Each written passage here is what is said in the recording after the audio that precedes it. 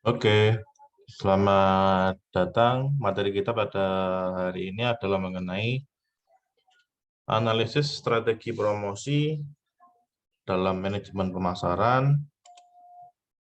Berikut adalah beberapa pokok pembahasan yang akan kita breakdown atau kita urai masing-masing. Oke, kita masuk yang pertama, yaitu komunikasi pemasaran.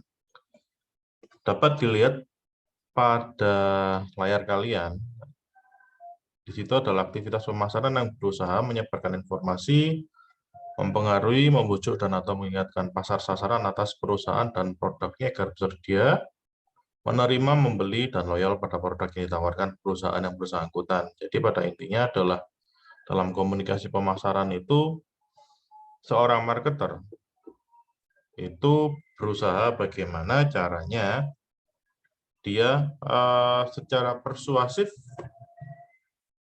memberikan informasi kepada konsumen atau calon konsumennya agar dapat membeli atau tertarik dan juga loyal terhadap barang atau produk atau jasa yang ditawarkan kepada si calon konsumen atau konsumen tersebut. Nah, model komunikasi pemasaran itu adalah misalnya dari pertama ada gagasan dan juga adanya pemahaman. Lalu ada marketer sebagai pengirim. Nah, berikutnya ada media. Media itu adalah entah itu yang dipakai adalah media sosial, apakah itu nanti yang digunakan adalah internetnya langsung, atau secara personal, atau secara direct marketingnya. Nah, di dalam itu terjadi hubungan encode sama decode terhadap pesan pemasaran. Di media itu nanti yang dipilih itu bisa juga feedback yang didapat dari pesan yang disampaikan itu seperti apa. Nah, untuk pemesanan sendiri sama respons itu ada penerima, dan penerima ini adalah konsumen atau calon konsumen kita. Di situ juga terjadi adanya decoding, adanya encoding terhadap media yang atau salah satu media yang disampaikan oleh marketer tadi. Ada juga di dalam media itu gangguan. Ada gangguan fisik, ada semantik, ada perbedaan budaya, lalu mungkin feedback-nya juga yang dari konsumennya tidak ada. Nah, itu. Oke. Ada 3 unsur pokok dalam struktur proses komunikasi. Yang pertama adalah pelaku. Tadi saya bilang. Ada pengirim atau sender, ada receiver. Ada marketer, ada konsumen. Pengirim itu berfungsi sebagai komunikator dan penerima itu adalah komunikan. Nah, komunikator itu bisa jadi dari si produsen atau perusahaan atau marketernya sendiri yang tadi. Nah, untuk penerimanya yaitu ada dari pasar pribadi bisa, pasar organisasi, masyarakat umum. Lalu yang berikutnya ada material komunikasi. Gagasannya bagaimana, pesannya seperti apa, media yang dipakai bagaimana, proses untuk encoding dan decodingnya bagaimana, apakah sudah tersampaikan dengan baik atau belum, responsnya bagaimana, berikutnya ada feedback, berikutnya juga ada gangguan. Nah, ada 5 macam gangguan komunikasi pemasaran. Yang pertama tadi sudah saya bilang, ada gangguan fisik, lalu semantik atau bahasa, perbedaan budaya, efek status, dan ketiadaan umpan balik. Berikutnya ada proses komunikasi. Itu adalah 3 unsur pokok dalam struktur proses komunikasi. Di sini proses mengenai encoding dan decoding harus diutamakan adalah paling sederhananya pesan yang kita sampaikan itu dapat diterima, mudah, tidak susah. Intinya adalah si calon konsumen atau konsumen itu tidak perlu terlalu banyak mengolah di dalam pikirannya. Oh, ternyata seperti ini maksudnya, gitu. Lalu tujuan dari tujuan promosi itu apa sih? Yaitu menginformasikan, mempengaruhi, dan membujuk serta mengingatkan pelanggan. Sama seperti tujuan dari komunikasi yang tadi. Tujuan promosinya itu ya ujung-ujungnya adalah agar si konsumen ini tertarik dengan produk atau jasa yang kita tawarkan.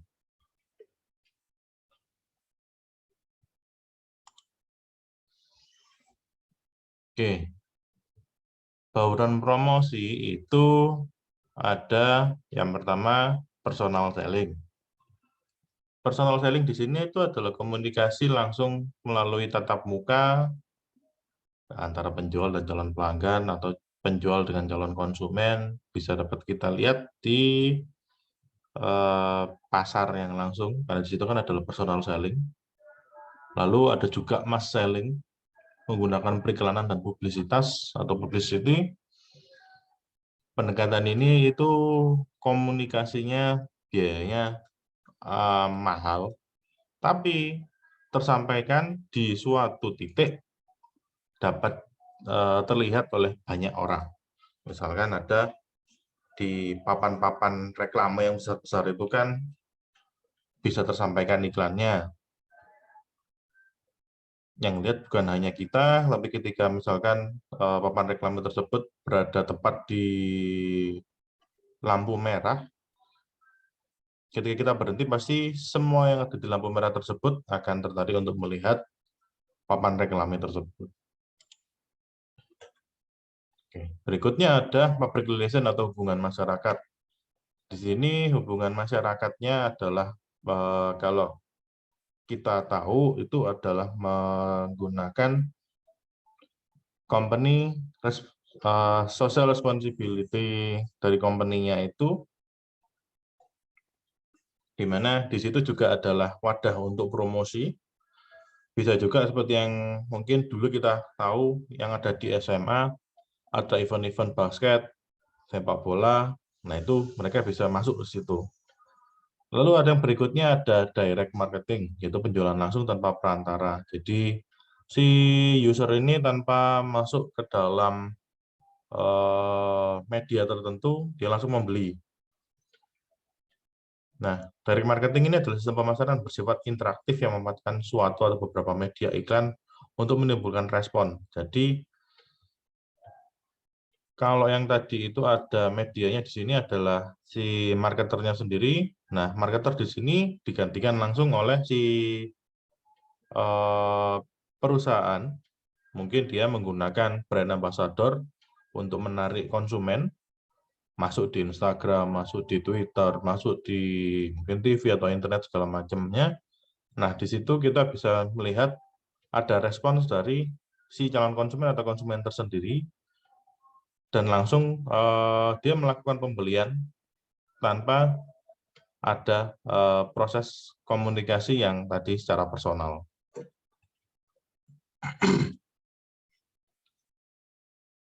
Ada beberapa strategi promosi. Ada 6, yaitu strategi pengeluaran promosi, strategi bauran promosi, strategi pemilihan media, strategi copy periklanan, strategi penjualan, dan strategi motivasi atau penyeliaan tenaga penjual.